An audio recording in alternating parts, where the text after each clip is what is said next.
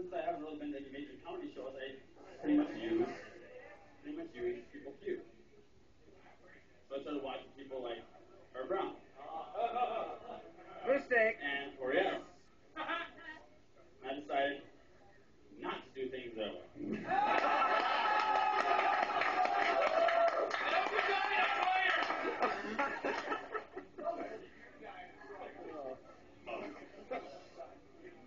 No, so like I started thinking the other day, like, you know, Dale brought up during the Verbally Vicious show up here about, you know, he brought up Panic at the Disco during the end of the set.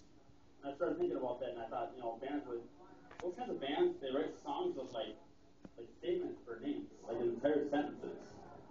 And I was going through my iPod one day, and I thought, you know, see what I can find. I came across a band called Under Oath, and it's got a song called "It's Dangerous Business Walking Out Your Front Door." Is that some kind of fucking threat? Am I supposed to stand there with like a fucking can of fucking pepper spray and a wiffle ball bat every time I open the front door? Or is like Chuck Norris going to be at my front door every time I open it?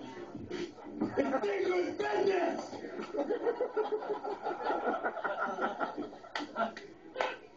How would I react to that? But no, I was married for a little while. I have a daughter, 10-month-old daughter. No, do not apply for that, because you've never had to clean up a proof thing that goes up halfway up the back of her shirt.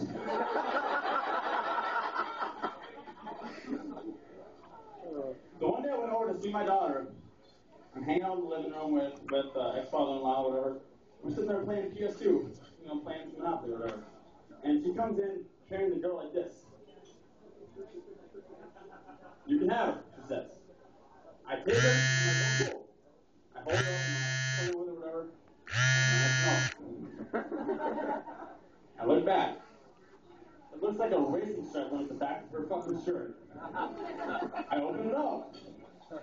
Yeah. It looked like she ate Chipotle and trapped it out instantly. So I got the glorious duty of changing that diaper. I don't know.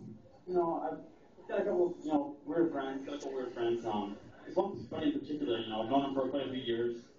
He's kind of a weird guy. You know, you never really know what he's going to do, what he's going to say. But the one night he called me up and he's like, dude, I just got mad in 2010 for 260, dude. You gotta come over and play. I got a case of beer here. Let's drink beer and play Xbox. And I'm like, well, fuck, drinking beer? And I go, oh. So I get over there. We're playing games. You know, we get 3 or 4 games in, and we get done demolishing the last game. And at this point, we pretty much finished off the case.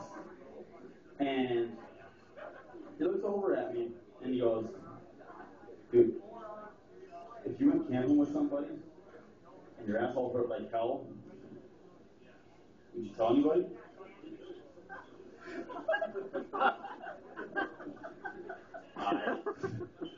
I was like, probably not, no. He kind of looks over at me, slides a little bit closer, and he goes, you want to go camping?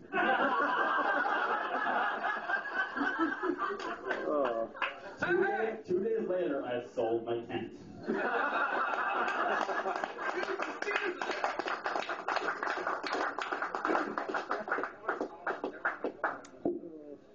What? That was the perfect closer for doing that. Well, Ding. no, I was Give him one more, God damn it!